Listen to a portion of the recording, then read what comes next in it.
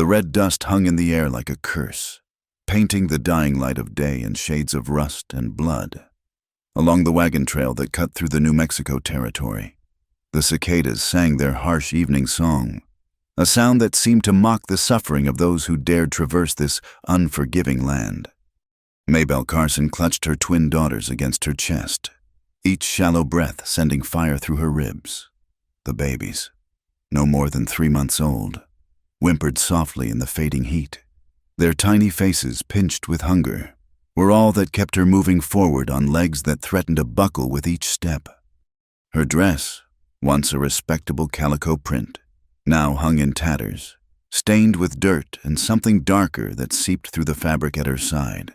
The bruises on her arms had turned from purple to a sickly yellow-green, a map of the violence that had driven her from the only home she'd known since marrying Tobias Carson 2 years ago. "Shh, my sweet ones," she whispered through cracked lips, her voice barely audible above the desert wind. "Mama's here. Mama won't let anything happen to you." But even as the words left her mouth, Maybelle knew they were lies. The wound in her side, delivered by her brother-in-law Samuel's boot 3 days prior, had begun to fester. The fever that burned through her body told her what she already knew. She was dying, out here in the wilderness, with no town for miles and no soul to help. Death would claim her before the sun rose again. The twins, Emma and Clara, she'd named them in defiance of the Carson family's wishes for boys, stirred restlessly. They needed milk, but Maybelle's body had little left to give. The Carson ranch had cast her out with nothing but the clothes on her back and the babies in her arms, punishment for the unforgivable sin of bearing daughters instead of sons. Worthless woman. Old Man Carson had spat, his weathered face twisted with disgust. Can't even birth proper heirs. My son's barely cold in the ground. And this is how you honor his memory. Tobias had died of fever 6 weeks after the twins were born, leaving Maybelle at the mercy of his family. She'd endured their cruelty for the sake of her daughters, believing that even a harsh home was better than no home at all. But when Samuel's rage had turned violent, when he'd spoken of ridding the family of useless mouths to feed, she'd known it was time to run. Now, as her strength ebbed away with each labored step, Maybelle wondered if she'd simply traded one death for another, at least out here, under the vast expanse of stars beginning to pierce the darkening sky.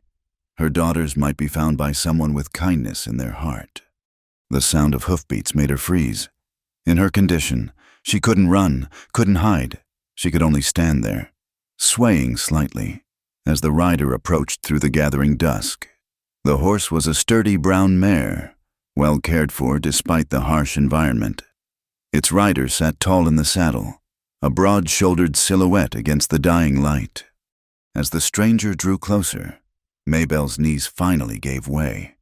She sank to the ground, still cradling her babies, her back against a weathered boulder beside the trail. The rider pulled up short, dust swirling around the horse's legs. "Ma'am?"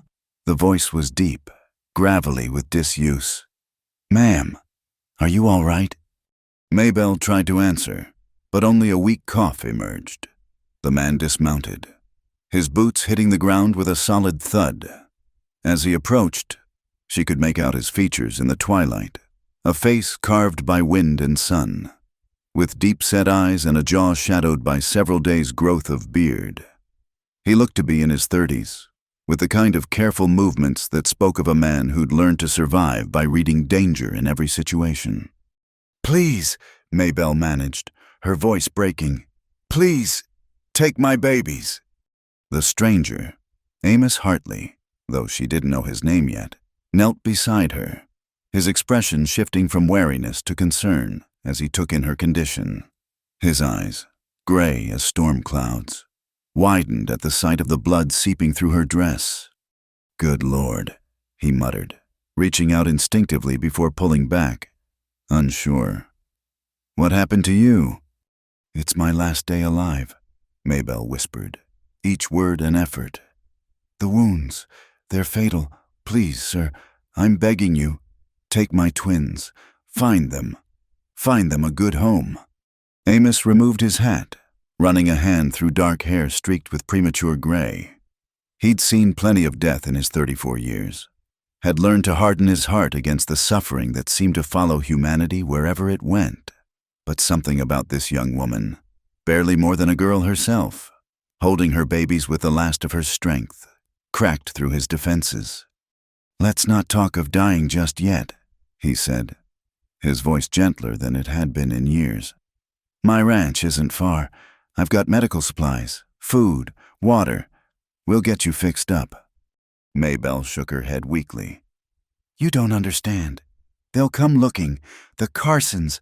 They won't let me go, not with the girls. They said daughters are a curse, that I've shamed their family name." The Carsons. Amos's jaw tightened.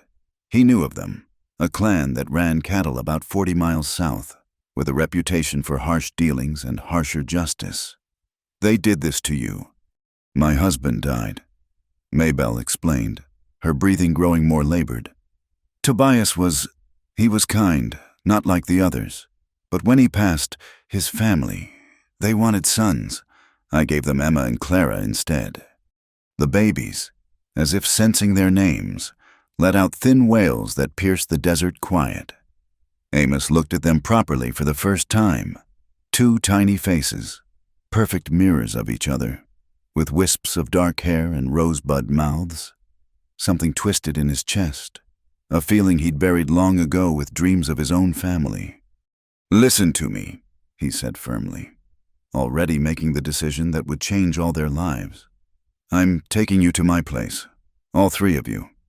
We'll sort out the rest later, but right now, we need to get you somewhere safe." Before Maybelle could protest, Amos was already moving, with surprising gentleness for such a large man. He helped her to her feet, supporting most of her weight. The movement sent fresh agony through her wound, and she bit back a cry. "Can you hold on to the babies if I lift you onto my horse?" he asked. Maybelle nodded, though she wasn't sure she could hold on to anything much longer. Amos lifted her as if she weighed nothing, settling her sideways in the saddle with her daughter still clutched against her chest. He swung up behind her, one arm coming around to steady her and take the reins. "Just hold on," he murmured, clicking his tongue to set the mare in motion. "It's not far now." As they rode through the deepening darkness, Maybelle felt consciousness slipping away, the steady rhythm of the horse, the solid warmth of the stranger at her back, the soft breathing of her daughters. It all blurred together into a hazy dream. "What's your name?" Amos asked, perhaps trying to keep her awake. "Maybelle," she whispered. "Maybelle Carson.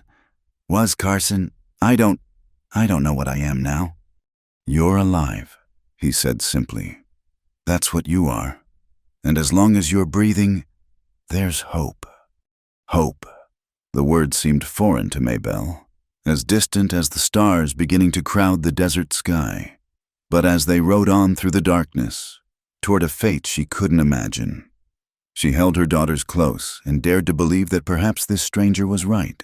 Perhaps there was still hope, even for a cast-off woman with 2 baby girls and a body broken by cruelty. The ranch appeared out of the darkness like a promise, a modest cabin with a barn and corral, lamplight glowing warm in the windows. As Amos carefully helped her down from the horse, Maybelle's legs gave out completely. He caught her, babies and all, lifting the 3 of them as if they were precious cargo. "Thank you," she breathed against his shoulder, not caring that she was bleeding on his shirt, not caring about anything except that her daughters might have a chance now. "Save your strength," Amos replied, carrying them toward the cabin. "We've got a long night ahead of us." As he shouldered open the door and brought them into the warmth and light of his home, Maybelle allowed herself one last thought before the darkness claimed her. Perhaps not all men were like the Carsons. Perhaps, in this harsh and unforgiving land, there was still room for kindness. The red dust of the desert settled outside, covering their tracks, keeping their secrets.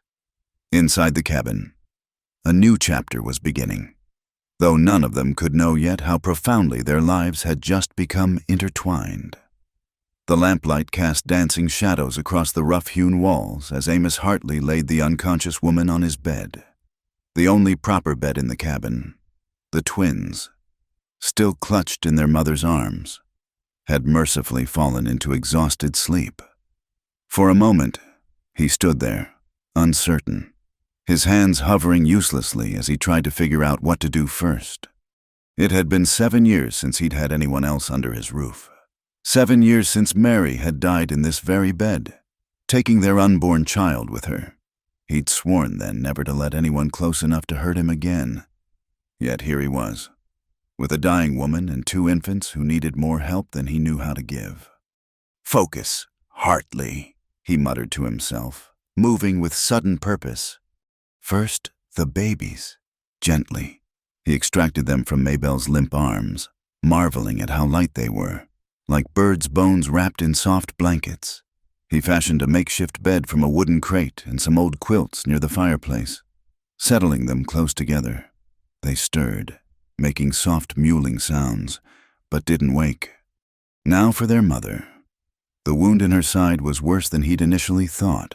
The fabric of her dress had dried to it, and he'd need to cut it away. The impropriety of the situation wasn't lost on him. A bachelor tending to an unconscious woman, but propriety had no place when death was knocking at the door. He fetched his medical supplies, such as they were clean rags boiled just last week, a bottle of whiskey for cleaning wounds, needle and thread meant for mending harnesses, but which had served other purposes before, and the small collection of herbs he'd learned to use from an old Apache woman who'd traded with him years ago. As he worked to clean and examine the wound, Maybelle stirred, her eyes fluttering open. Pain and confusion clouded her gaze before memory returned. My babies, she gasped, trying to sit up. "They're safe," Amos said, pressing her gently back down. sleeping by the fire. You need to lie still. This wound is serious." Maybelle's eyes found his, and he was struck by their color green as spring grass, though dimmed by pain. "I meant what I said. I'm dying. I can feel it. Please, you have to promise me." "The only thing I'm promising is that I'm going to do everything I can to keep you alive," Amos interrupted. "Your daughters need their mother." "You don't understand," she whispered. "Even if I live, I have nothing, no money, no family that will claim us, nowhere to go. The Carsons will—" "The Carsons can go to hell," Amos said bluntly, then winced at his language. "Pardon me, ma'am, but any family that would do this to a woman and her babies has no claim worth respecting." He returned to tending her wound, trying to be as gentle as possible. The kick had broken at least one rib, maybe two, and the wound itself was deep. Infection had indeed begun to set in, but perhaps not too far gone if he acted quickly. "This is going to hurt," he warned, uncorking the whiskey. Maybelle nodded, biting down on the piece of leather he offered her. When the alcohol hit the wound, her back arched and a muffled scream escaped despite her efforts. One of the babies began to cry, which set off her sister. "I need to—" Maybelle struggled again, maternal instinct overriding her pain. "I'll tend to them," Amos said. "You stay still." He'd never held a baby before, not even during the months when Mary had been pregnant and they'd practiced with flour sacks, laughing at their awkwardness. Now, faced with two crying infants, he felt that old grief mix with new panic. Carefully, he picked up the first twin, Emma or Clara. He didn't know which. The baby was so tiny she nearly disappeared in his large, calloused hands. Her cries intensified. "She's hungry," Maybelle said weakly. "They both are. I haven't been able to feed them properly for days." Amos looked helplessly between the baby and her mother. "I don't have any milk. The nearest neighbor is Martha Walsh, about 3 miles east. She might—" "Please," Maybelle interrupted. "Bring them here. I need to try." What followed was perhaps the most awkward 10 minutes of Amos's life, as he helped position the babies for their mother to nurse them while preserving what modesty he could. He kept his eyes averted, focusing on stoking the fire, but he couldn't block out the soft sounds of the babies feeding or Maybelle's quiet tears. Thank you. She whispered when the twins had taken what little milk she could provide. You're a good man, Mr. Hartley. Amos Hartley. He took the babies from her, settling them back in their makeshift crib. And I'm not as good as you think. You took in strangers. That's more than most would do. Amos returned to treating her wound, using the herbs to make a poultice. I've seen what this land does to people, he said quietly.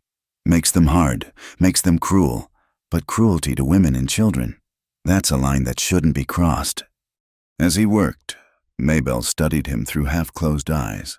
His hands, though rough, were surprisingly gentle. His face, weathered by sun and sorrow, held a kindness she hadn't expected to find again. Do you have a family, Mr. Hartley? She asked. His hand stilled for a moment. No, not anymore. She recognized the tone, the same one she used when people asked about Tobias. Loss was a language spoken fluently in the frontier. I'm sorry, she said simply. He nodded, continuing his work. That should hold for now, but you need proper doctoring. Town's a day's ride, and you're in no condition to travel. Then we wait, Maybelle said with a resignation born of too much hardship, and see what God decides. God helps those who help themselves. Amos replied, First light. I'll ride to Martha Walsh's place. She's got milk goats and knows something about healing. Between us, we'll pull you through this. A weak smile crossed Maybelle's lips. You sound very certain for a man who just met us. Amos finished binding her wound and pulled a quilt over her. Maybe I'm tired of death winning, he said quietly. Maybe it's time life got a chance. Through the night, Amos kept vigil. He tended the fire, checked on the sleeping twins, and watched over Maybelle as fever took hold. She tossed and turned, sometimes crying out names. Tobias, her mother, others he didn't recognize.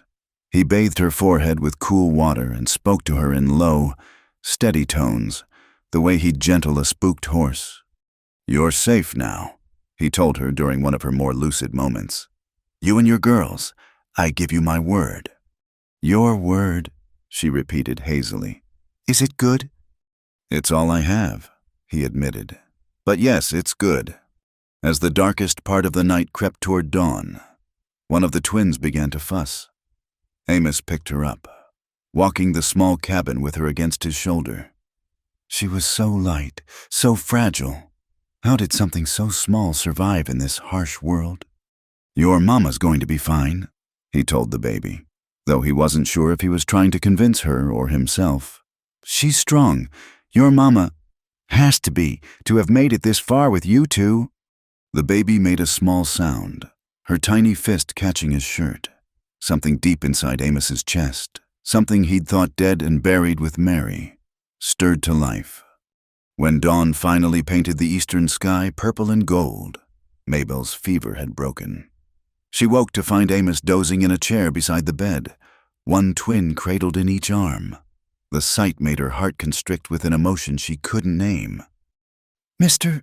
Hartley, she whispered. He startled awake, immediately checking on the babies before looking at her. Relief washed over his features when he saw her alert eyes. How do you feel? He asked. Like I've been kicked by a horse, she said with a weak attempt at humor.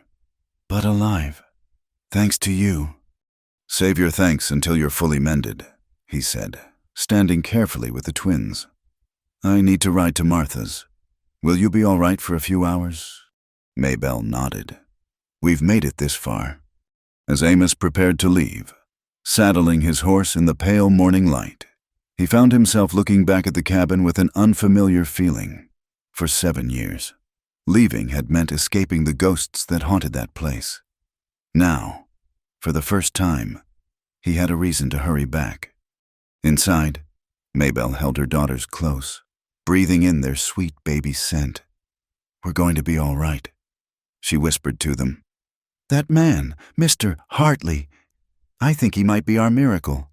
She didn't know then how true those words would prove to be, or how their presence would become his miracle in return. She only knew that for the first time since Tobias died. She felt something other than despair. Hope, fragile as her newborn daughter's, had taken root in the unlikely soil of a stranger's kindness. The morning sun streamed through the cabin windows, illuminating dust motes that danced like tiny spirits in the golden light. It had been 2 weeks since Amos had brought Maybelle and her twins to his home, and the place had transformed in ways he couldn't have imagined. Where once silence had reigned, now the air filled with the soft sounds of life babies cooing, Maybelle humming lullabies she remembered from her own childhood. The creak of the rocking chair Amos had repaired and brought down from the attic. That chair hadn't been used since Mary's time, but now Maybelle sat in it daily, nursing the twins back to health. "Emma's getting stronger," Maybelle said, looking up as Amos entered with an armload of firewood. "She finished feeding first today, and look, she's trying to hold her head up." Amos set down the wood and approached carefully, still feeling like an intruder in these intimate moments despite Maybelle's easy acceptance of his presence. Sure enough, the tiny girl was making valiant efforts to lift her head, her face scrunched with determination. "She's a fighter," he observed, allowing himself a small smile. "Like her mother." Maybelle shifted Clara to her other arm, wincing slightly. Her ribs were healing, but movement still brought pain. "I don't feel much like a fighter," she admitted. "More like a burden." "Don't," Amos said firmly. He'd gotten better at reading her moods over the past fortnight, recognizing when the shadows of self-doubt crept in. "You're no burden. I eat your food, take your bed, and can barely help with chores." Maybelle countered. "How is that not a burden?" Amos pulled up a stool. Sitting at what he'd learned was a comfortable distance, close enough to talk easily, far enough to maintain propriety. "You want to know what this place was like before you came?" She looked at him curiously. He rarely spoke of the before times. "I'd wake up, tend the animals, eat whatever was easiest, work until I couldn't anymore, then sleep, repeat the next day, and the next." He paused, looking around the cabin. "I was existing, not living. This place, it was just walls and a roof. Now, Maybelle prompted softly when he trailed off. "Now it's a home again," he finished, his voice rough. "The sound of those babies crying at night, your singing while you mend clothes, even the way you've rearranged things, adding those wildflowers to the table. You've brought life back to this place. That's worth more than any chores." Maybelle felt tears prick her eyes. She'd cried more in these 2 weeks than in the past year, but these were different tears. Healing ones. "Mr. Hartley." "Amos," he corrected, not for the first time. "I think we're past formalities." "Amos," she repeated, testing the name. "You saved us. I'll never be able to repay that." "No repayment needed," he said, standing abruptly. The conversation had ventured into emotional territory he wasn't ready to explore. "I should check on the horses." But before he could leave, a knock at the door made them both freeze. Visitors were rare, and unexpected ones rarely brought good news.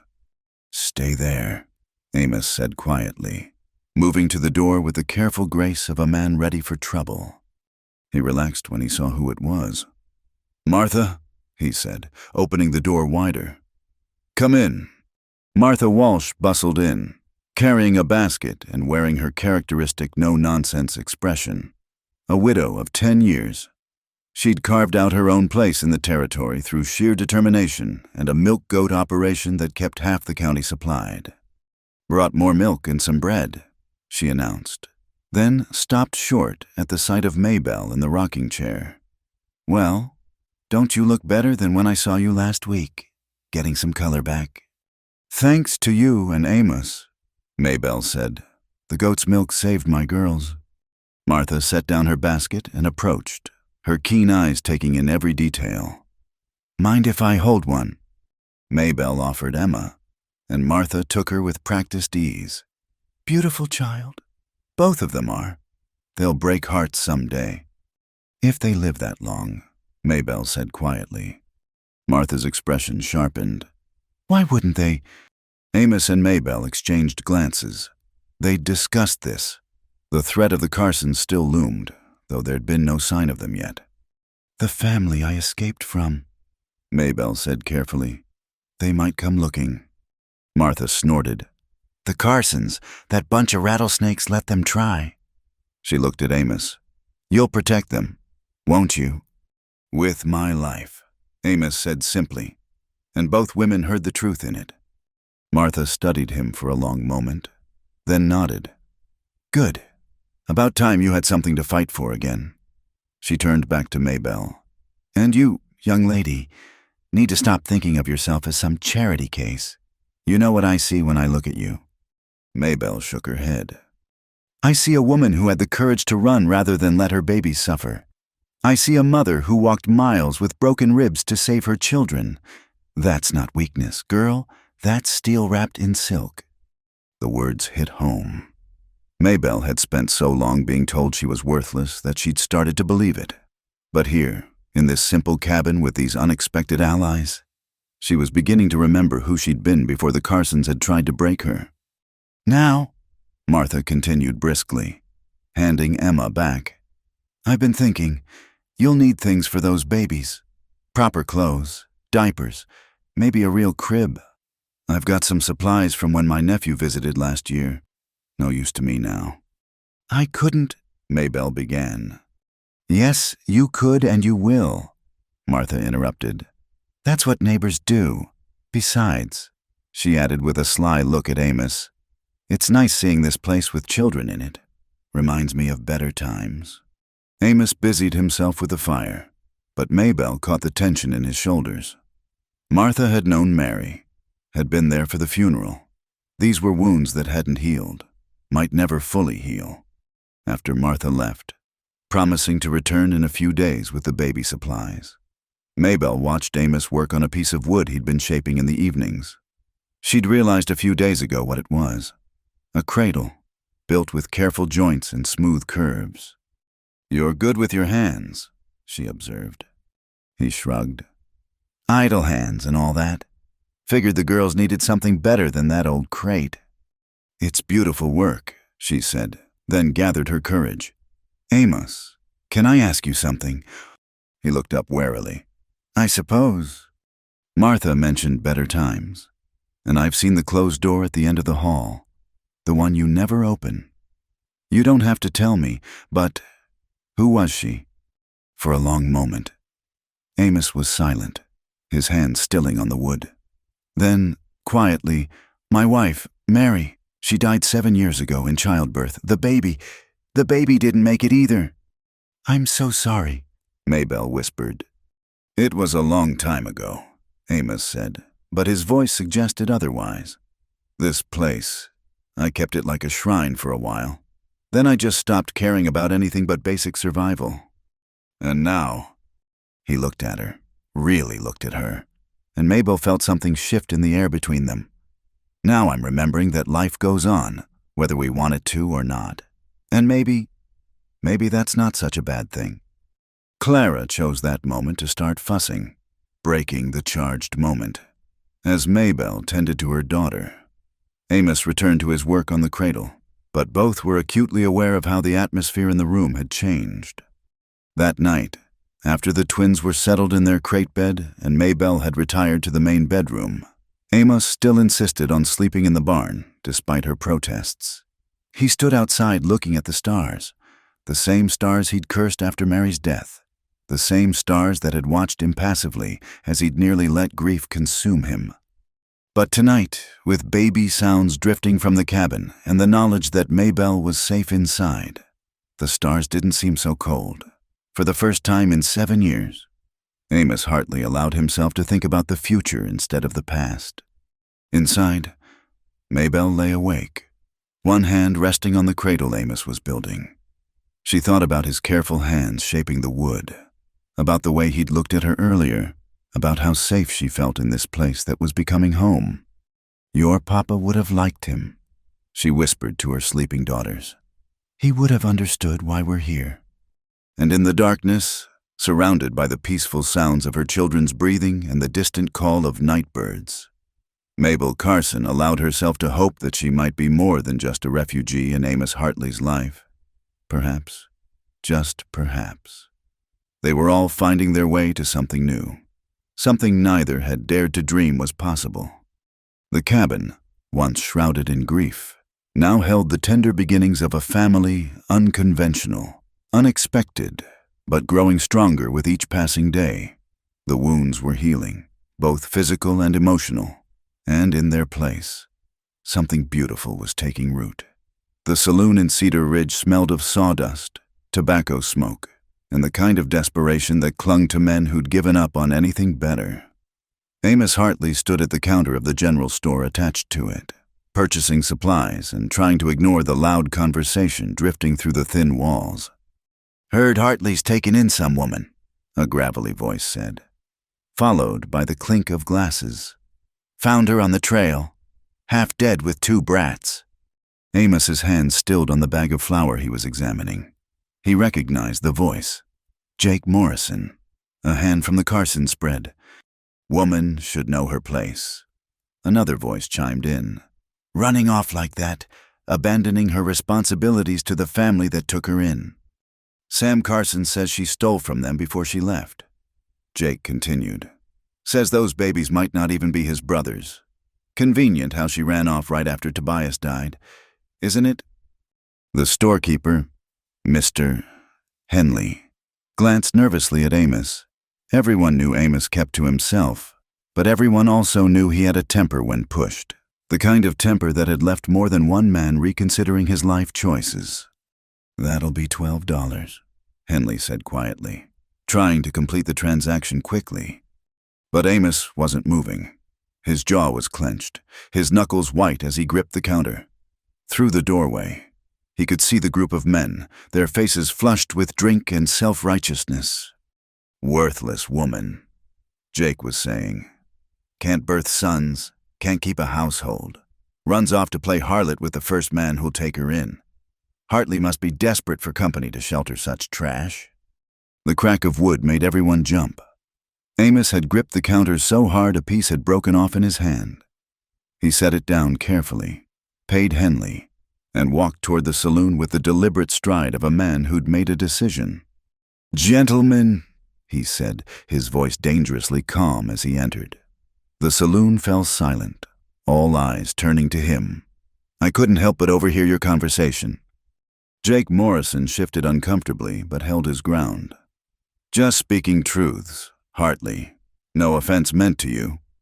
"Truth," Amos repeated, moving closer. "Like the truth about how Sam Carson kicks women in the ribs, or the truth about how the Carson family throws out a grieving widow and her infant daughters with nothing but the clothes on their backs." "Now see here," Jake started. "No, you see here," Amos interrupted, his voice dropping to a growl. "That woman you're calling worthless walked miles through the desert with broken ribs to save her children. Those babies you're disparaging are innocent souls who nearly died because of your employer's cruelty. And if I hear one more word against any of them, we're going to have a serious problem."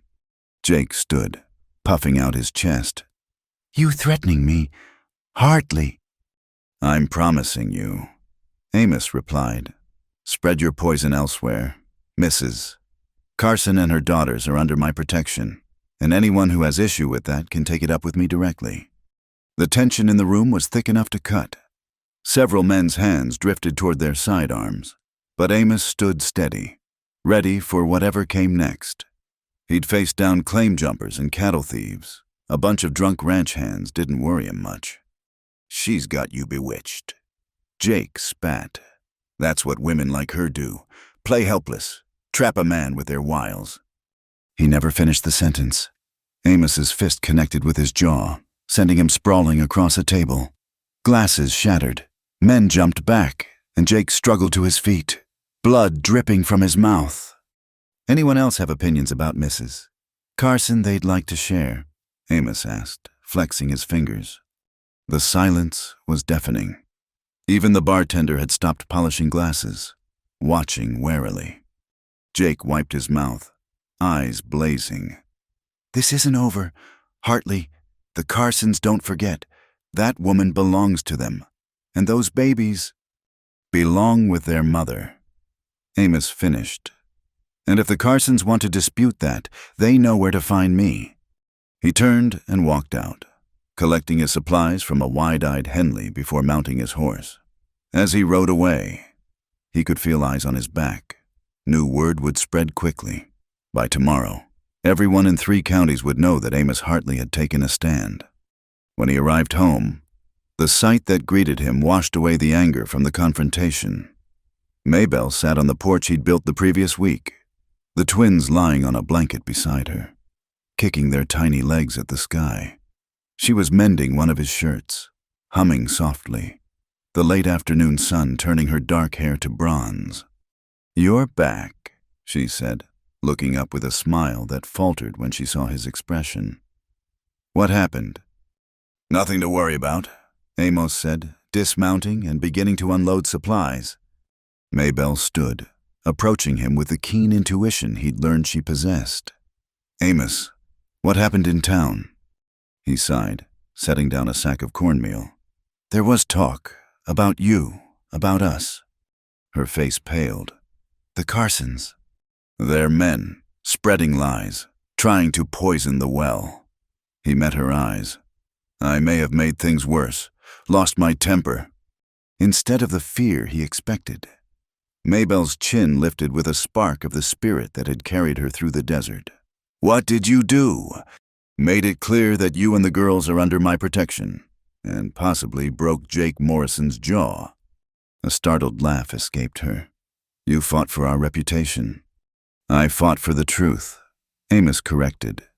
"They have no right to spread lies about you."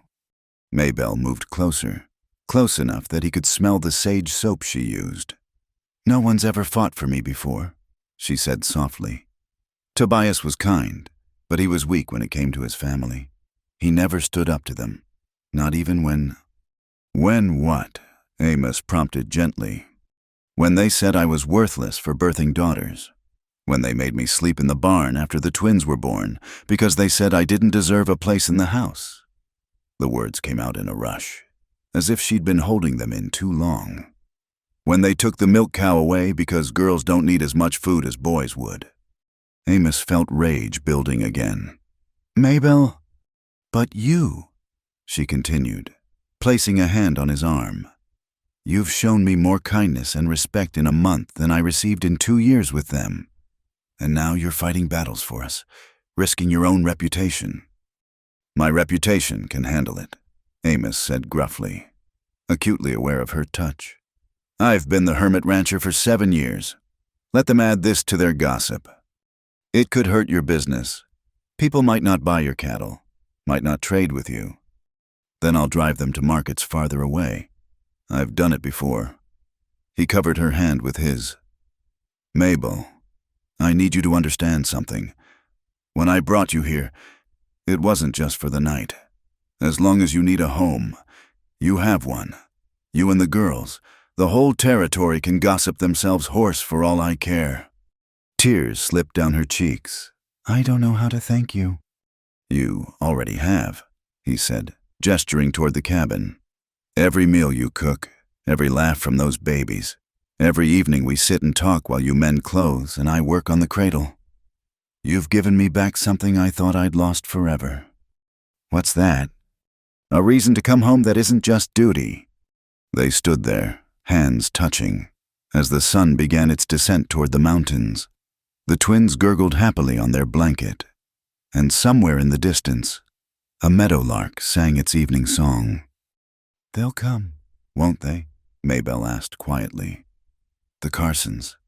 After what happened today, they'll come." "Maybe," Amos admitted.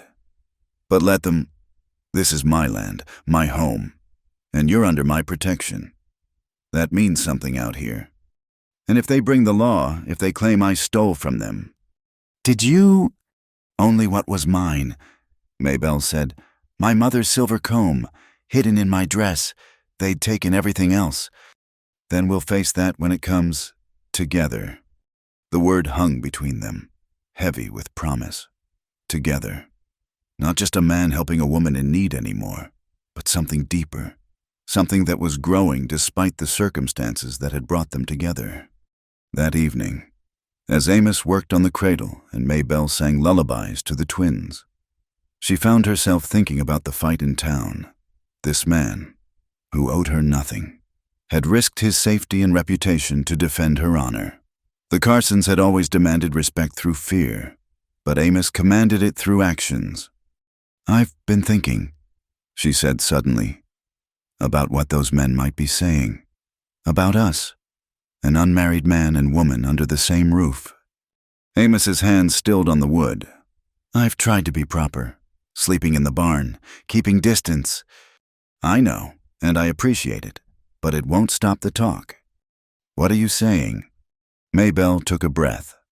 "I'm saying maybe we need to think about the future, about what's best for the girls, for your reputation, for us." The word us seemed to echo in the small cabin.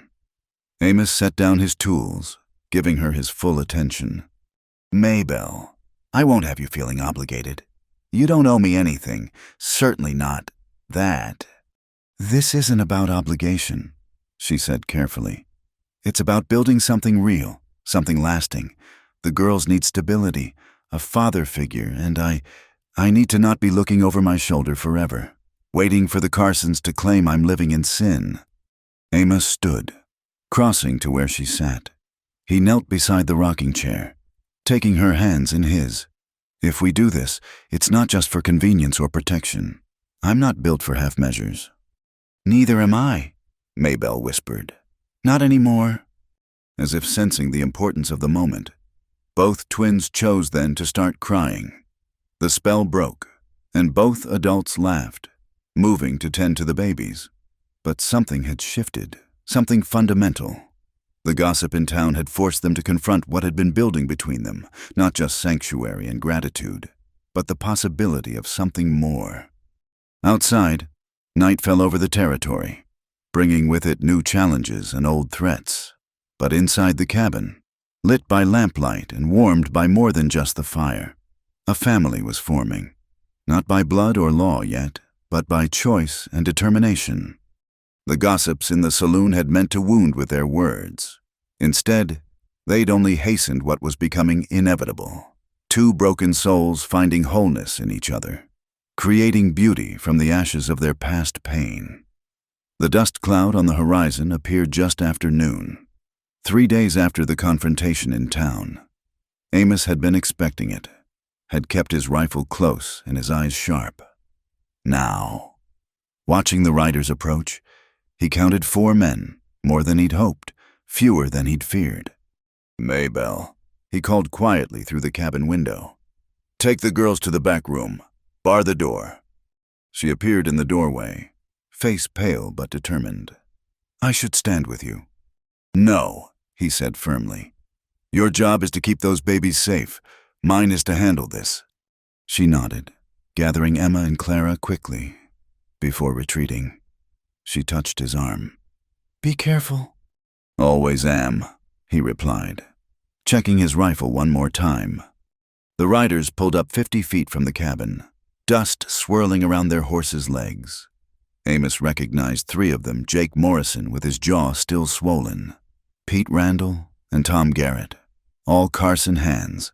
The 4th man, sitting tall on a black stallion, was Samuel Carson himself. Samuel Carson looked like what he was, a man who'd grown used to getting his way through intimidation and force. His face was weathered but cruel, his eyes the same cold blue as his late brother's, but without any of Tobias's gentleness. "Hartley," Samuel called out, not bothering to dismount. "We've come for what's ours." "Nothing here belongs to you," Amos replied, standing steady on his porch, rifle held casually but ready. Samuel's lip curled. "That woman fled with property belonging to the Carson family, including those brats she whelped." "Children aren't property," Amos said. "And Mrs. Carson took nothing but what was hers by right." "Rights," Samuel laughed, an ugly sound. "What rights does a woman have, especially one who couldn't even produce sons for my brother? She lived on our charity, ate our food, and this is how she repays us. Your charity. Amos felt his temper rising. You mean the charity that left bruises on her arms? The charity that broke her ribs? That's not charity, Carson. That's cruelty. Samuel's face darkened. You don't know what you're talking about. Hartley, that woman is a liar and a thief. She's bewitched you with her sob stories. But I know the truth. She's worthless, and those girls she birthed are worthless too. The only worthless thing I see here is a man who beats women and threatens children, Amos said coldly. Jake Morrison shifted in his saddle. Told you he was too far gone to reason with? Mr. Carson. She's got him wrapped around her finger. Is that so? Samuel studied Amos with calculating eyes. Tell me, Hartley, what's she giving you in return for this protection must be something mighty sweet to make a man throw away his reputation and good sense. The insinuation was clear, and Amos felt rage course through him. But he kept his voice level. What she's given me is none of your business, but I'll tell you what you're going to give her. Peace. You're going to ride away from here and never come back. Or what? Pete Randall sneered. You'll take on all four of us, if I have to. You're a fool, Hartley, Samuel said. I'm trying to be reasonable here. The woman has something that belongs to me, my mother's silver comb. It's been in our family for generations. She had no right to take it. From inside the cabin came the thin cry of one of the twins. Samuel's head snapped toward the sound, his expression hungry and cruel. And those babies? He continued. They carry the Carson name. They belong with their rightful family. Their rightful family cast them out. Amos said, You made your choice. Now live with it. I'm offering you a deal. Hartley, Samuel said, leaning forward in his saddle. Give us the woman and the brats, and we ride away. No trouble for you. You can go back to your hermit ways, and everyone forgets this unfortunate incident. Counteroffer, Amos said.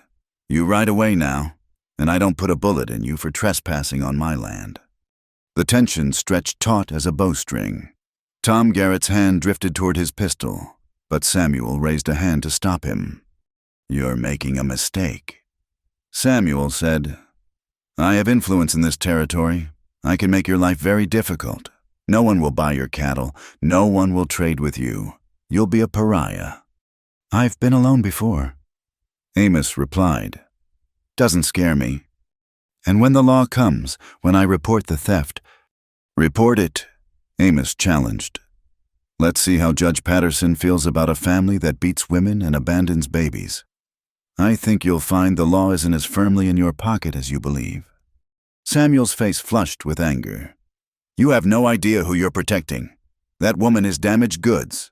My brother was soft, took pity on her, and look where it got him.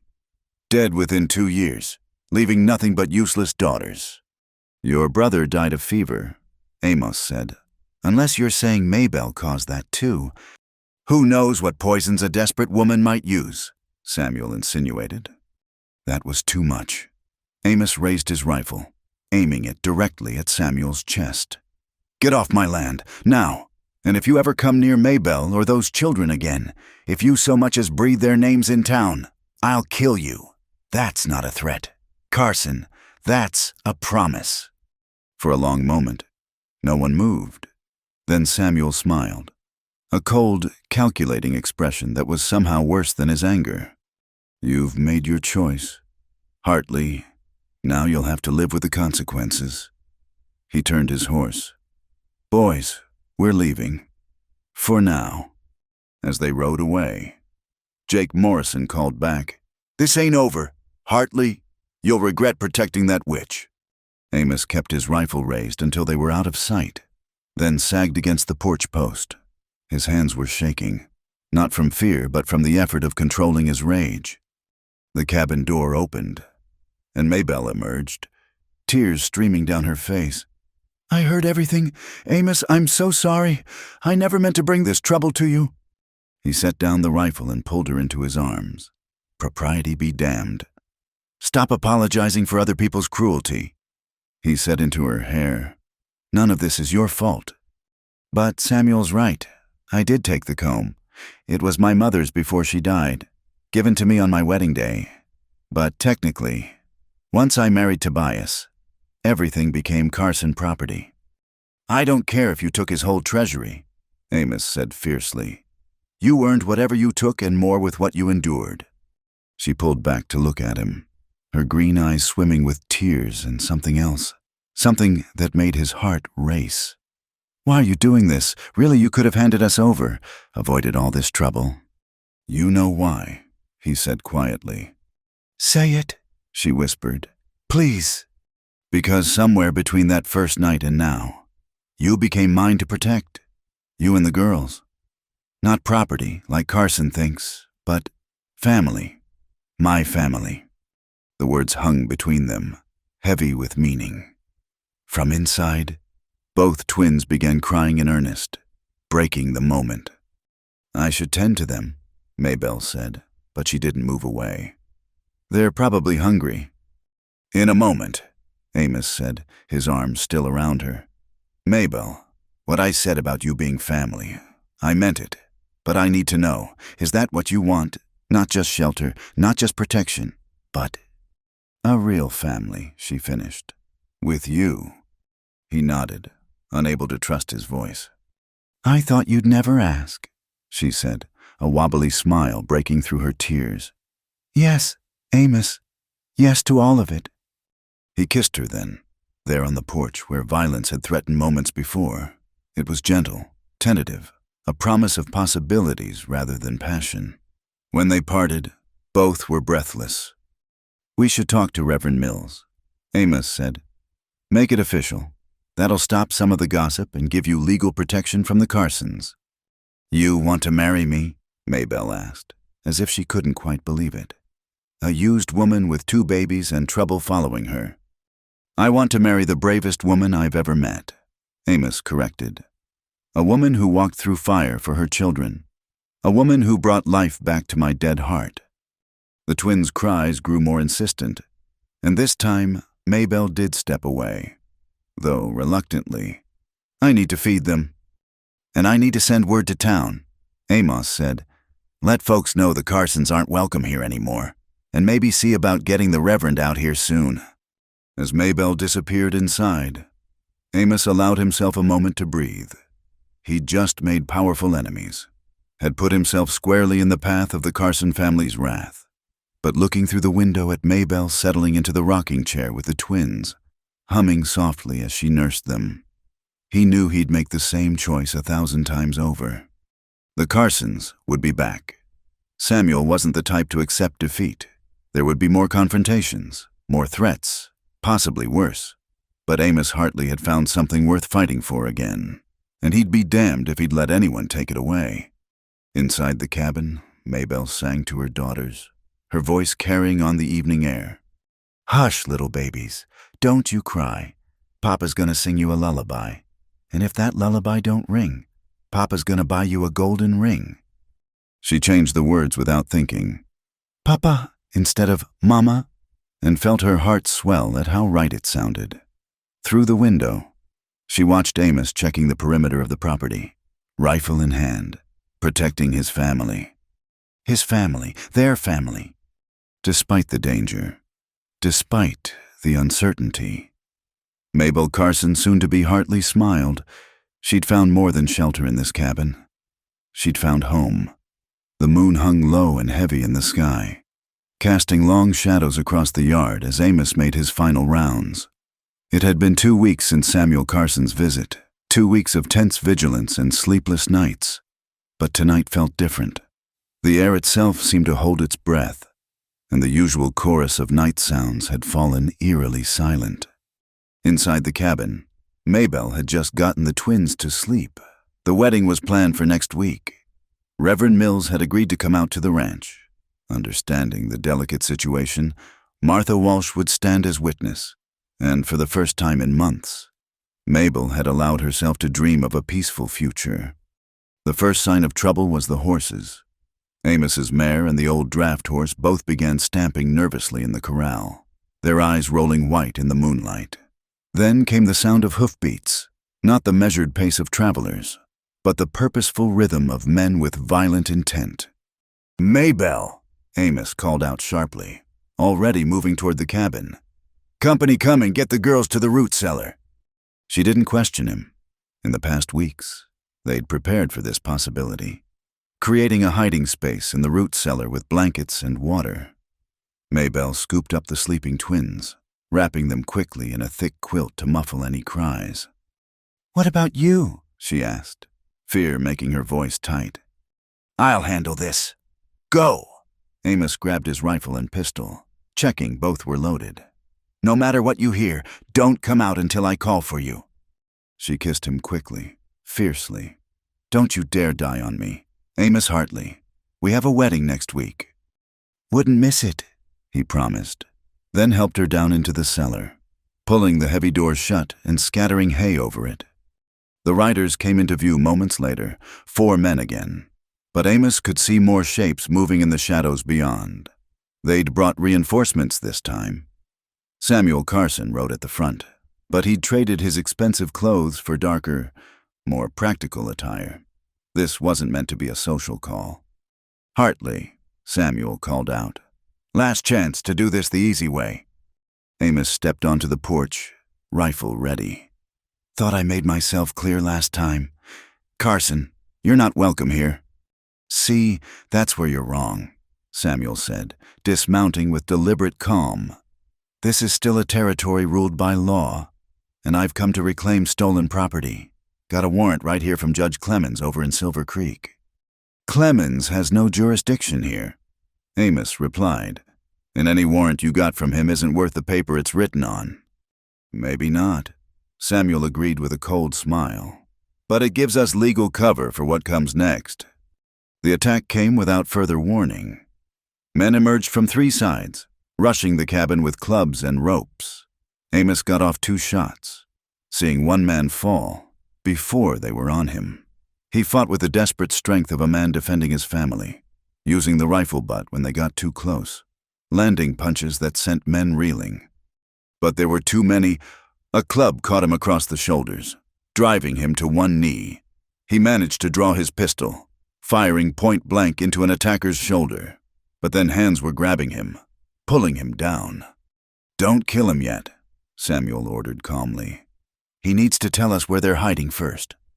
They dragged Amos to the porch, blood running from a cut above his eye. Jake Morrison, still bearing the marks of their last encounter, took particular pleasure in landing a few extra blows. "Enough," Samuel said. "Hartley, I'm going to ask you once. Where are they?" Amos spat blood. "Go to hell," Samuel sighed theatrically. "Search the cabin, boys. They're here somewhere."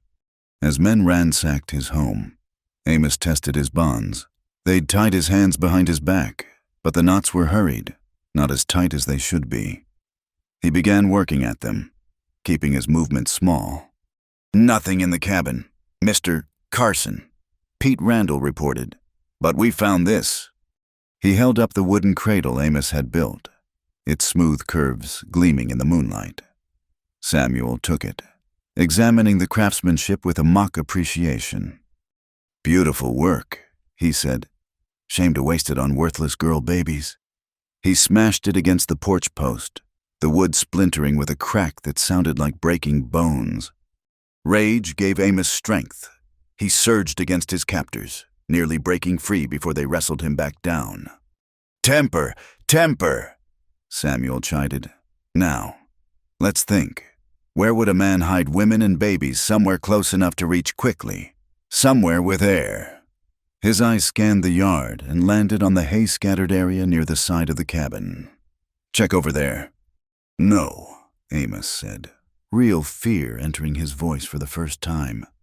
Samuel's smile widened. "Jake, Tom, clear that hay." The men moved toward the root cellar, and Amos knew he was out of time. The knots were loosening, but not fast enough. He could hear Jake's boots on the wooden door, hear him calling to the others. That's when the shot rang out. Martha Walsh sat on her horse at the edge of the property, a smoking rifle in her hands. Behind her, impossibly, were 5 more riders neighboring ranchers who'd gotten word of trouble brewing. "Evening, Samuel," Martha called out conversationally. "Funny thing about sound in these canyons. Carries real far. We could hear your boys making a ruckus from miles away." "This is legal business, Martha," Samuel blustered. "I have a warrant." "From a judge 2 counties over?" She laughed. "Don't think so. Besides, assault and attempted kidnapping aren't legal anywhere I know of." The tide had turned. Samuel's men, hired thugs mostly, weren't prepared to face armed ranchers who knew how to shoot. They began backing away, hands raised. "Now," Martha continued, still aiming her rifle, "you boys are going to mount up and ride out. And Samuel, if you ever come near the Hartley Ranch again, we'll bury you where you fall. That's not a threat from just Amos now. That's from all of us." The other ranchers murmured agreement, their weapons trained on the Carson crew. These were men who'd minded their own business when it was just gossip. But assault in the night was a different matter. Today it was Amos. Tomorrow it could be any of them. Samuel's face was purple with rage, but he wasn't stupid. "This isn't over," he snarled. "That woman is under the protection of every decent person in this valley," Martha interrupted. "You've shown your true colors tonight. Carson, everyone will know by morning what kind of man beats women and attacks in the night like a coward." "Mount up," Samuel ordered his men through gritted teeth. As they prepared to leave, Jake Morrison couldn't resist one last taunt. "Your woman's damaged goods. Hartley, my boss is doing you a favor trying to take her back." The gunshot was so sudden that everyone jumped. Jake's hat flew off his head. A neat hole punched through the crown. Amos, finally free of his bonds, stood on the porch with his pistol smoking.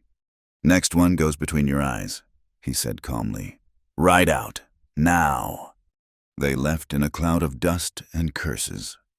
Martha and the other ranchers remained until they were well out of sight, then began dismounting. "Maybelle and the girls?" Martha asked. "Safe," Amos said, moving to the root cellar. "Maybelle, it's over. You can come out." The cellar door opened slowly, and Maybelle emerged, dusty and tear-stained but unharmed. The twins, miraculously, had slept through most of the commotion. The sight of her neighbors, armed and ready to defend her, broke something inside her. She began to sob, great, heaving sobs of relief and delayed terror. Martha took the babies while Amos held Maybelle, his own hands shaking now that the danger had passed. Around them, the other ranchers began cleaning up the damage, righting overturned furniture and collecting scattered belongings. "Thank you," Amos said to them all. "I won't forget this." "No thanks needed," said Ben Cooper, a grizzled cattleman from the North Valley. "We've all been watching. Hartley, seen how you took in this woman and her babies. Seen how the Carsons have been acting. Man's got a right to protect his family without being mobbed in the night.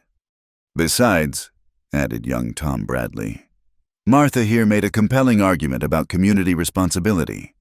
Martha snorted. "All I said was that if we let the Carsons get away with this, we might as well hand over our spurs and take up knitting. The code of the West means something, or it doesn't." As the adrenaline faded, Amos became aware of his injuries. His ribs ached, his face was swelling, and his shoulder throbbed where the club had connected. Maybelle noticed him favoring his left side and immediately went into caretaker mode. "Inside, now," she ordered. "Martha, could you hold the girls a bit longer?" "Course," Martha said, settling into the rocking chair with practiced ease. "Been too long since I held babies anyway." The other ranchers took their cue to leave, each shaking Amos's hand before they went. The message was clear. The Hartley Ranch was no longer isolated.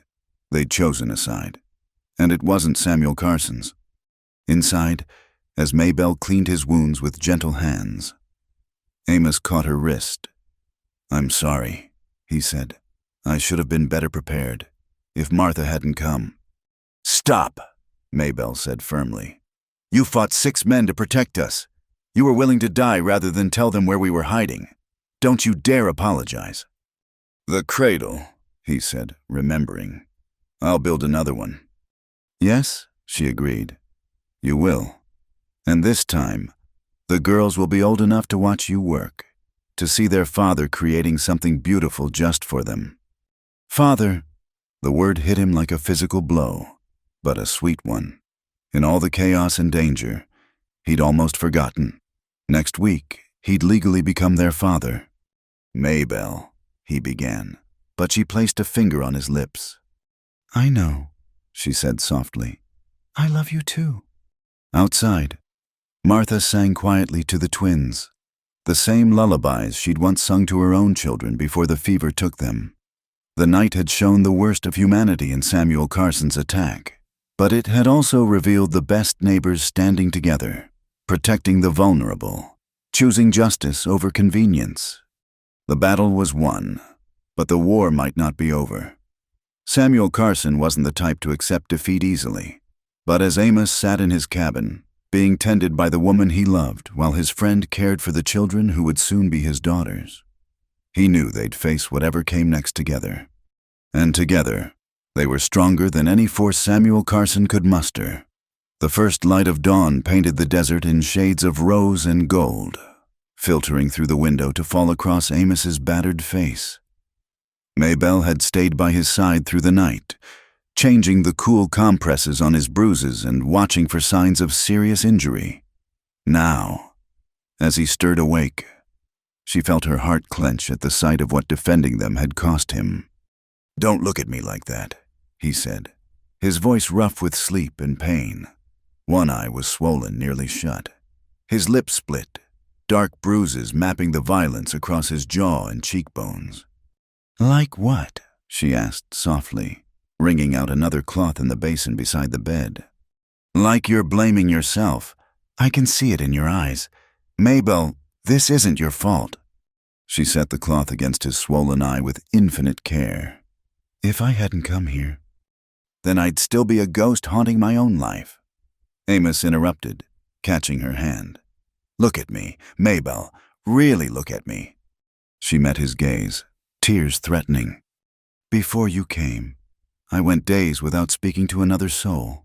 I ate when I remembered to, slept when exhaustion took me, and woke up wondering why I bothered. You didn't bring trouble to my door, you brought life back to it.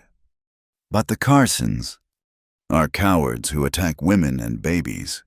They were always going to show their true nature eventually.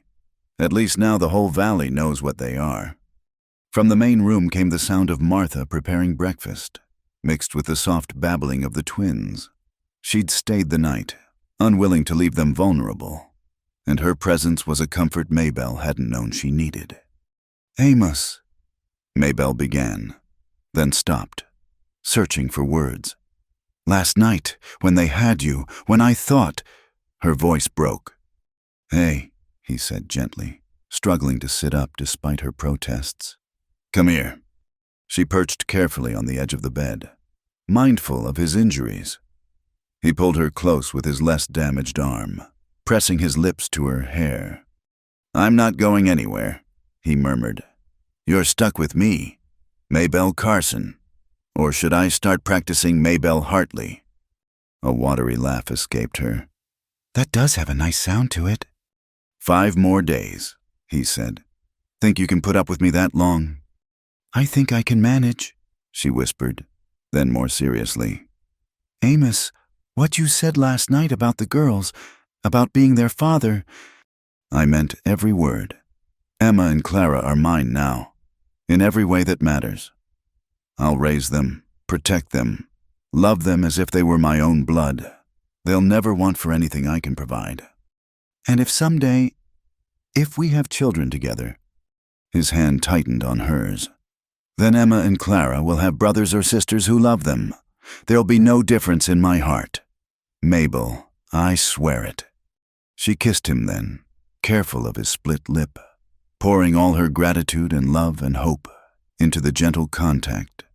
When they parted, both were breathing unsteadily. I should let you rest, she said. In a moment. There's something I need to say first. He shifted, wincing at the movement. I wasn't completely honest before. About Mary, Maybelle stilled. In all their time together, he'd spoken of his late wife only in the broadest terms. We'd been trying for a baby for 3 years, he continued, his voice distant. When she finally got pregnant, we were so happy, started making plans, choosing names. Then the sickness came. The doctor said it happens sometimes, that the baby was positioned wrong. He swallowed hard. They both died in this room, in this bed. Oh, Amos, Maybelle breathed.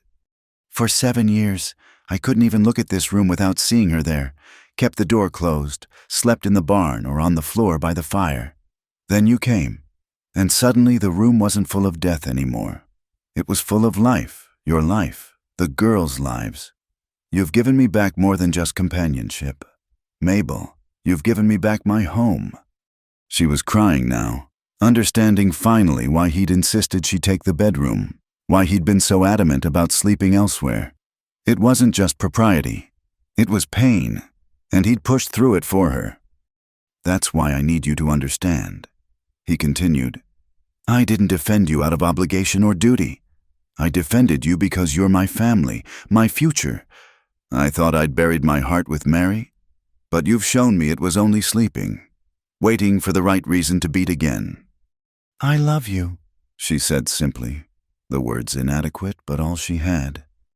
And I love you, more than I thought I could love again. You and those girls out there, you're my second chance. A man doesn't get many of those in this life. Martha's voice drifted from the other room. If you two are done making me cry through the walls, breakfast is ready, and these babies are starting to fuss for their mama. They laughed, the tension breaking. Maybelle helped Amos to his feet, supporting him as they made their way to the main room. Martha had indeed prepared a feast: biscuits, gravy, eggs from her own chickens, and coffee strong enough to wake the dead. About time, she said gruffly, though her eyes were suspiciously bright. Amos Hartley, you look like you've been wrestling bears. Felt like it too, he admitted, lowering himself carefully into a chair. The twins were in their makeshift cradle, kicking their feet and making the soft sounds that preceded real crying. Maybelle scooped them up, one in each arm, and settled into the rocking chair to nurse them. I've been thinking, Martha said, serving up plates. The Carsons aren't going to just slink away. Samuel's got too much pride for that. We need to be ready. I know, Amos said. I've thought about taking Maybelle and the girls somewhere else, starting fresh where the Carson name doesn't reach. Running's not the answer, Martha said firmly. You run now. You'll be running forever. No, what you need is to make it official. Not just the marriage, though that's important, but legally adopting those girls, making sure there's no question about who their father is. Can we do that? Maybelle asked hopefully. Judge Patterson in Cedar Ridge is a fair man. He's got no love for the Carsons after they tried to push through that water rights grab last year. You get married, file the adoption papers, and make sure everyone knows those girls are Hartleys now, not Carsons. Amos nodded slowly. It's a good plan, but it might provoke Samuel even more. Let him be provoked, Martha said with steel in her voice. The whole valley saw what happened last night. Ben Cooper's already talking about riding to the county seat, filing a formal complaint. The Carsons have pushed too hard this time. As they discussed plans and contingencies, Maybelle found herself watching Amos, despite his injuries, despite the pain he must be feeling. He was thinking ahead, planning for their future. Every suggestion he made centered on protecting her and the girls, on building a life that would be secure and stable. There's one more thing, she said suddenly. Both Amos and Martha looked at her. My mother's comb, the one Samuel claims I stole. I want to give it back. Absolutely not, Amos said immediately. Hear me out, Maybelle continued. It's the only thing he can claim as theft. If I return it voluntarily, with witnesses, he loses that weapon against us. Martha considered this. It's not a bad idea. Takes away his legal excuse. It was your mother's, Amos protested, and my mother would understand, Maybelle said firmly. She'd want me to protect my daughters, not cling to a piece of silver. Things can be replaced. Family can't. They debated it further, but Maybelle's mind was made up. That afternoon, she wrote a letter to Samuel Carson, formal and brief. Mr. Carson, I am returning the silver comb that belonged to your mother. It was given to me on my wedding day to your brother, but I understand you consider it family property. I want no further conflict between us. I ask only that you respect my new life and leave my daughters and me in peace. Respectfully, Mrs. Maybelle Carson. She wrapped the comb carefully, the silver catching the light one last time. It had been her last link to her mother, but looking at her daughters, she knew she was making the right choice. Her mother's true legacy lived in them, not in metal and stones. I'll deliver it, Martha offered. With Ben Cooper as witness, make sure it's all proper and legal-like. That evening, as the sun set behind the mountains, Amos sat on the porch with Emma in his arms while Maybelle held Clara. His face was a patchwork of purple and blue, but his expression was peaceful. Tell me about our wedding, Maybelle said softly. What do you want it to be? Simple, he said immediately. Honest, just us, the girls, a few friends. I don't need anything fancy. Mabel, just you saying yes in front of God and witnesses. I've already said yes, she reminded him. I know, but I want to hear it again. Want everyone to hear it. Want the whole territory to know that you chose me, and I chose you, and we chose to be a family. Clara made a gurgling sound, and Amos reached over to stroke her tiny cheek with one finger. What do you think? Little one ready to be Clara Hartley. The baby's hand caught his finger, holding tight with surprising strength. Emma, not to be outdone, grabbed for his shirt. I think they approve. Maybelle laughed. Smart girls, Amos said. They know a good thing when they see it. As darkness fell, they moved inside, creating a picture of domestic peace that would have seemed impossible just months ago. Amos worked on a new cradle despite his injuries, his hands steady and sure. Maybelle mended one of his shirts, humming softly. The twins slept peacefully, safe and loved. Tomorrow would bring new challenges. The Carsons might retaliate. The adoption might be contested. The gossips in town might never fully accept them. But tonight, in their little cabin on the edge of the desert, they were just a family preparing for a wedding, building a future together one careful step at a time. Amos, Maybelle said as they prepared for bed. Thank you for everything, for taking us in, for fighting for us, for loving us. I know I've said it before, but... He silenced her with a gentle kiss. No more thanks between us. We're partners now. Maybelle, equal partners in this life we're building. Your strength saved me just as much as I saved you. Never forget that. And in the quiet of the night, with her daughters safe and her soon-to-be husband beside her, Maybelle finally believed it might be true. The morning of the wedding dawned clear and bright, with a soft breeze carrying the scent of sage and wildflowers across the desert.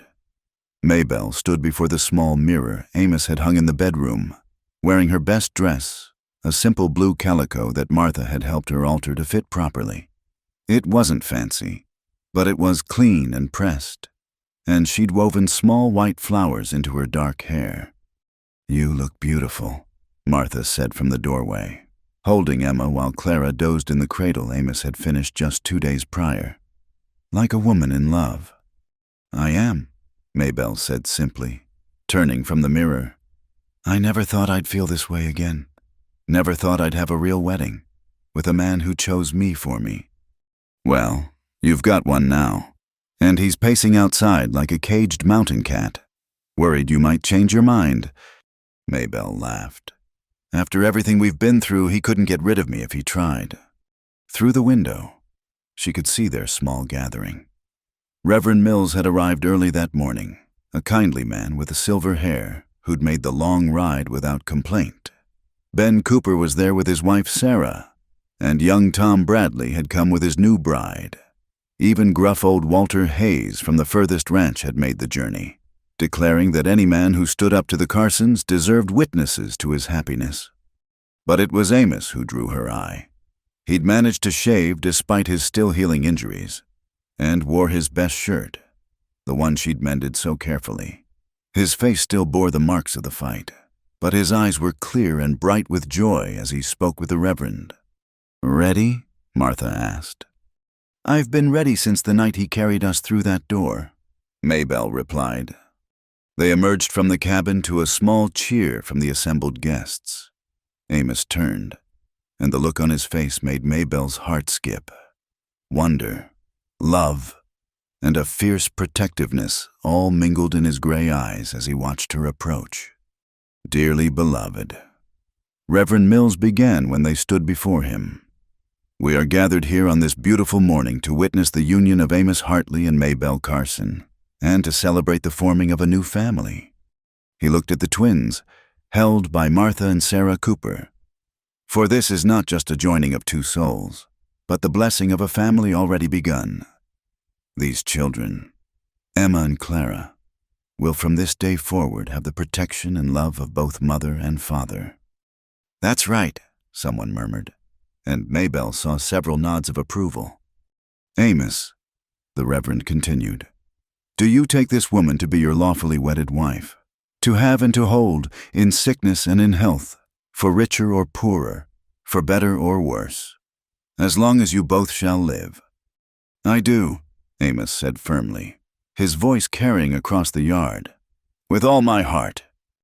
"And do you promise to be a father to Emma and Clara, to raise them as your own, to protect and provide for them all their days?" "I do. They are my daughters from this moment on." "Maybelle, do you take this man to be your lawfully wedded husband, to have and to hold, in sickness and in health, for richer or poorer, for better or worse, as long as you both shall live?" "I do," she whispered, then stronger. "I do." "The rings?" Reverend Mills asked. Amos produced 2 simple gold bands. "They were my parents," he explained quietly. "Been in that drawer for 7 years. It's time they saw sunlight again." As they exchanged rings, Maybelle noticed movement on the horizon, riders approaching. Her heart clenched with fear, but Amos squeezed her hand. "It's all right," he murmured. "That's Judge Patterson. Martha arranged for him to come." Indeed, the distinguished older man dismounted and approached with papers in hand. "My apologies for the interruption. Reverend, please continue. I'll wait. By the power vested in me by the territory of New Mexico, I now pronounce you husband and wife. Amos, you may kiss your bride." The kiss was tender, sweet, and brief, mindful of their audience, but full of promise. Around them, their neighbors cheered and applauded. "Now then," Judge Patterson said, stepping forward. "While we have witnesses gathered, I believe there's the matter of an adoption to formalize." What followed was the legal culmination of what had already occurred in their hearts. Papers were signed, witnessed, and sealed. Emma and Clara officially became Emma Hartley and Clara Hartley, with all the legal protections that name provided. "Let any man who challenges this adoption know that it has been done legally and binding," Judge Patterson said loudly, his eyes scanning the horizon as if daring the Carsons to appear. "These children have a father now, and any who would threaten them threatens the law itself." As the formalities concluded, Sarah Cooper and Martha had set out a wedding feast on tables under the shade of a large cottonwood. Nothing fancy fried chicken, biscuits, preserves, and 2 precious apple pies, but it was shared with genuine joy and community spirit. "Never thought I'd see the day," Walter Hayes said, pumping Amos's hand. "You hold up here like a hermit for so long. We thought you'd forgotten how to smile. Good to see you among the living again." "Good to be here," Amos replied, his arm around Maybelle's waist.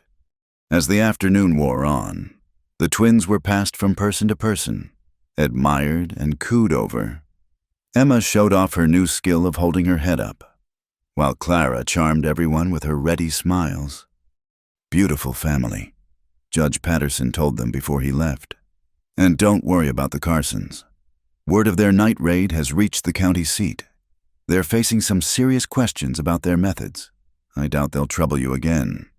As the sun began to sink toward the mountains, the guests gradually took their leave.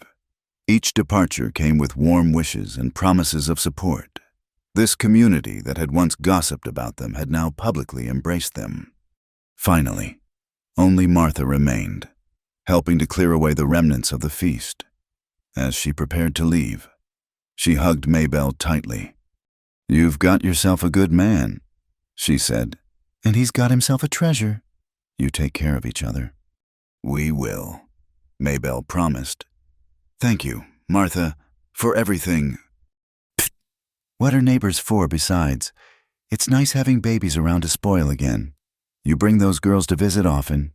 You hear. As Martha's wagon rolled away, Amos and Maybelle stood together on their porch, watching the sun paint the desert in shades of gold and crimson. "How does it feel, Mrs. Hartley?" Amos asked. "Like coming home," she replied. "Like I've been lost in the wilderness and finally found where I belong." Inside, the twins were beginning to fuss for their evening feeding, but for just a moment more. The new couple lingered, savoring the peace of the moment.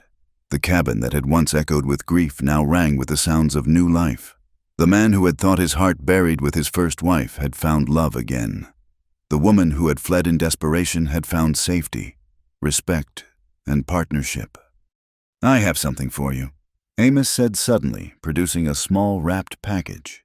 A wedding gift. Maybelle opened it carefully to find a silver comb, simpler than her mother's but beautiful in its own right. "I know it's not the same," he said quickly, "but I wanted you to have something that was yours, something no one could ever claim or take away." "It's perfect," she said, tears in her eyes. "Help me put it in." As he carefully secured the comb in her hair, Maybelle thought about all the unlikely turns that had brought them to this moment. The pain, the fear, the violence, all of it had led to this a true home, a loving husband, a future for her daughters.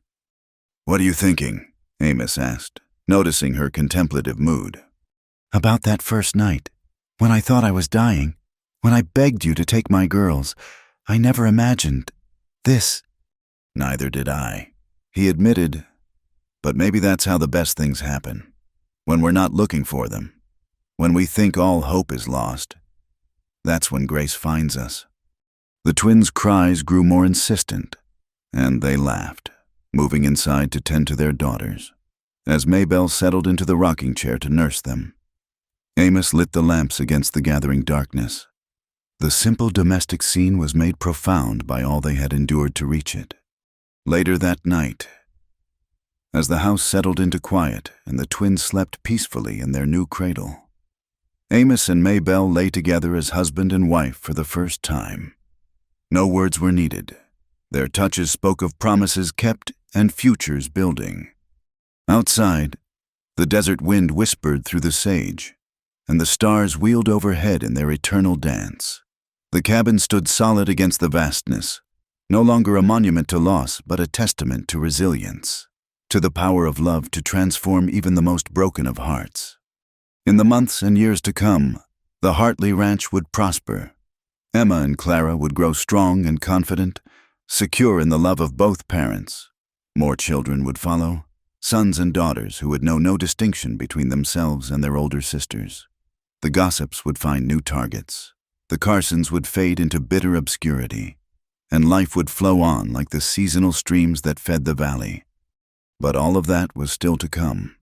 Tonight, there was only the quiet breathing of sleeping children, the warmth of two people who had found each other against all odds, and the deep peace of a home built not just on land, but on the bedrock of love, sacrifice, and the courage to begin again. The wild desert had brought them together, tested them with its harsh demands, and ultimately blessed them with its fierce beauty. And in a cabin where light now conquered shadow, A family slept safe and whole. Proof that even in the hardest ground, with enough care and determination, love could take root and bloom. Thank you so much for listening to this story. I hope it touched your heart as much as it touched mine while sharing it with you. I'd love to know where in the world you're listening from.